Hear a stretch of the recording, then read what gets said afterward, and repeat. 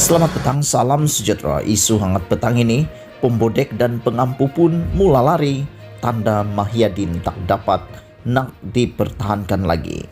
Berita sepenuhnya.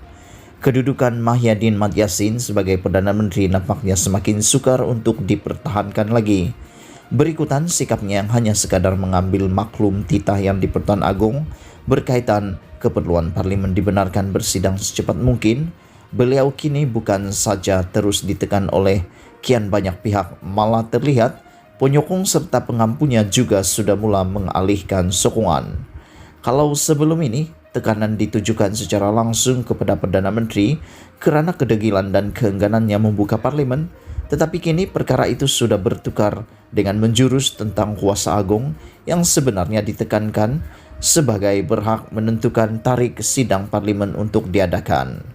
Yang berikutan ketika ini masih dalam tempoh darurat di mana kuasa Perdana Menteri itu sudah berpindah kepada Agong. Selain ramai pakar undang-undang yang senada bercakap tentang kuasa Agong itu, bekas Menteri di Jabatan Perdana Menteri Zaid Ibrahim dengan tegas berkata, dalam tempoh darurat ini Agong bukan sahaja berhak memanggil sidang Parlimen, bahkan mempunyai kuasa memecat Perdana Menteri.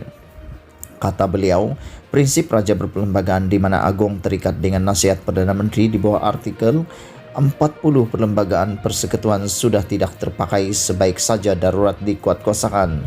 Artikel 40 itu hanya terpakai dalam keadaan biasa, bukan setelah darurat dikuatkuasakan, dan ini bermakna keperluan Agong mengambil nasihat Perdana Menteri sebelum mengambil apa-apa tindakan ketika darurat tidak timbul lagi, ujarnya.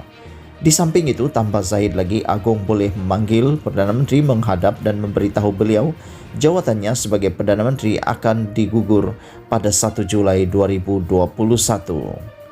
Agong boleh namakan penggantinya dengan serta-merta.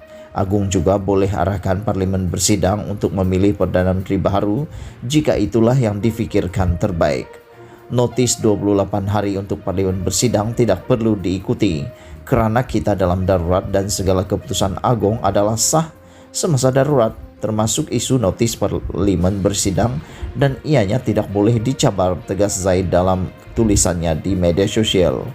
Apa yang menarik, selain Zaid dan sekian ramai pakar undang-undang senada mengenai kuasa Agong itu, dua orang yang sebelum ini dikenali sebagai penyokong Perdana Menteri dan selalu mengiyakan apa saja langkah kerajaan, kini nampaknya sudah pun berubah nada.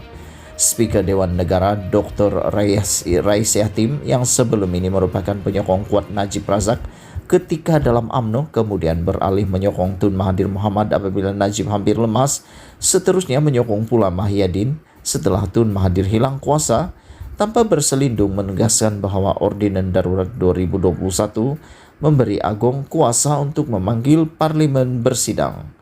Beliau memetik Seksyen 14 dalam kurungan 1 kurungan B ordinan itu yang mengatakan Parlimen hendaklah dipanggil, diprorog dan dibubarkan pada suatu tarikh sebagaimana yang difikirkan sesuai oleh yang di Pertuan Agong.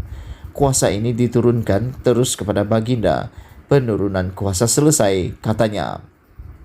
Seorang lagi yang sebelum ini diketahui umum sebagai penyokong Perdana Menteri serta kerajaan, Profesor Ramlah Adam, barangkali untuk pertama kali bertegas mengatakan titah Agong tentang pembukaan Parlimen perlu segera dilaksanakan oleh Mahyadin. Kata beliau, dua kemungkinan boleh berlaku sekiranya titah Agong itu tidak dilaksanakan segera, yaitu Agong boleh memilih kerajaan baru atau melaksanakan pemerintahan yang diketuai tentera.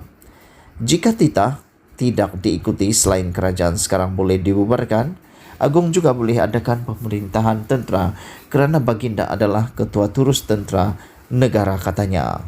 Oleh itu, menurut beliau, kerajaan perlu memikirkan langkah terbaik buat negara bagi mengelak ekonomi merudum dan pelabur lari berikutan ketidakstabilan politik di Malaysia. Perdana Menteri perlu segera melaksanakan titah Agong kerana Baginda sudah bertitah supaya Parlimen perlu dibuka secepat mungkin. Jika Perdana Menteri tidak mahu membuka Parlimen, akan berlaku pertentangan krisis perlembagaan antara Agong dan kerajaan, tambahnya lagi. Yang jelas kini Mahyadin semakin tersepit dan ruang untuk beliau terus bersilat dan melengah-lengahkan titah Agong semakin tiada inci. Keinginan dan kehendak rakyat pelbagai pihak sekarang sangat jelas yaitu lebih mahukan Agung menggunakan kuasa perlembagaan yang dimiliki Baginda dalam tempo darurat ini. Keinginan dan kehendak itu bukan lagi setakat mau Agung membenar dan menentukan tarikh sidang parlimen, malah sampai ke tahap memecat Perdana Menteri dan menukar kerajaan.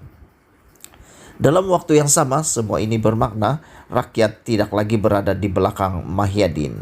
Bagi rakyat, bersama-sama kedegilan Mahyadin terhadap titah agung dan tanpa keraguan ia adalah satu penderhakaan. Kerajaan PN ini sudah tidak diperlukan lagi dan selayaknya dicampak secepat mungkin ke dalam longkang. Ditulis oleh sahbudinhusin.com 20 Jun 2021. Sekian isu hangat petang ini. Jangan lupa tekan butang subscribe dan kita jumpa lagi. Bye-bye.